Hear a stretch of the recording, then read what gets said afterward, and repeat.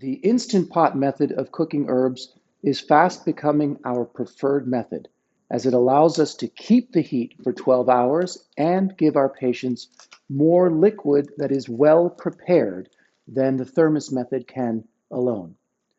We have a 6-quart Instant Pot here, and simply we apply our herbs in, just as you would anything else. Spread them about. And then add water. And we're going to add water to the max line right here.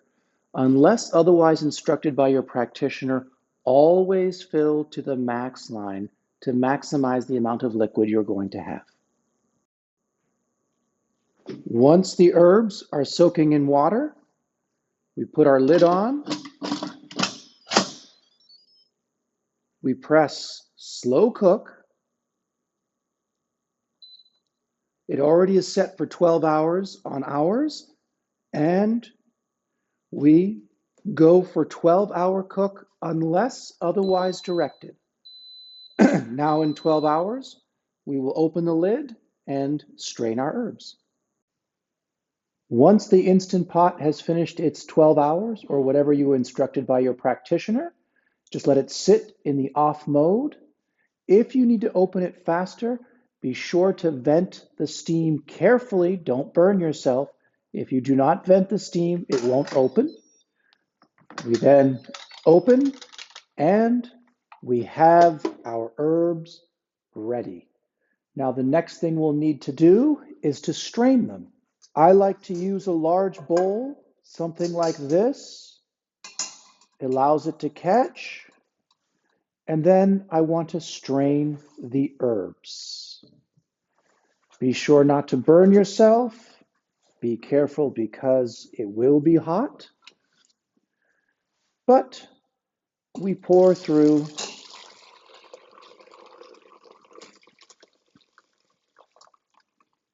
into a large container.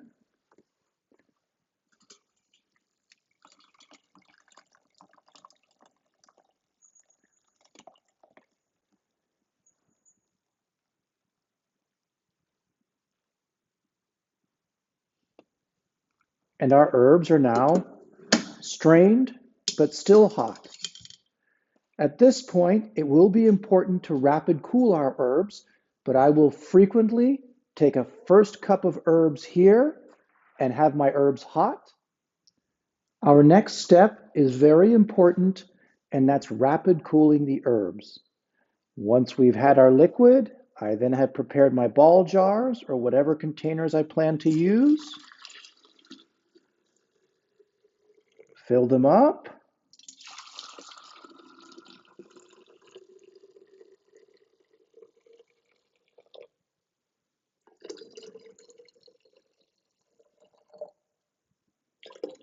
And using the Instant Pot, you can see I'm getting 2 large ball jars, which really means I'm getting a lot of liquid, but it really was cooked well. I give it just a few seconds to let the glass bottles acclimatize to the hotter temperature. Then I add water.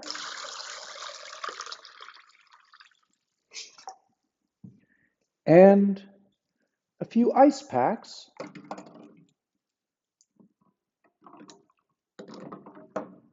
And I let my herbs rapid cool. Once they've cooled, I'll put them in the fridge.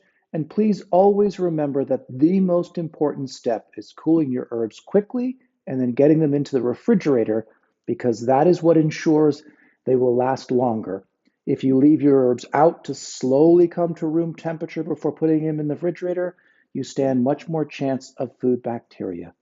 Always remember, herbs are food and you are making soup. If you wouldn't eat soup that was left on your counter all day, you should not drink herbs that's been left on your counter all day. So please rapid cool your herbs, store them in the refrigerator, and then drink them warm or as directed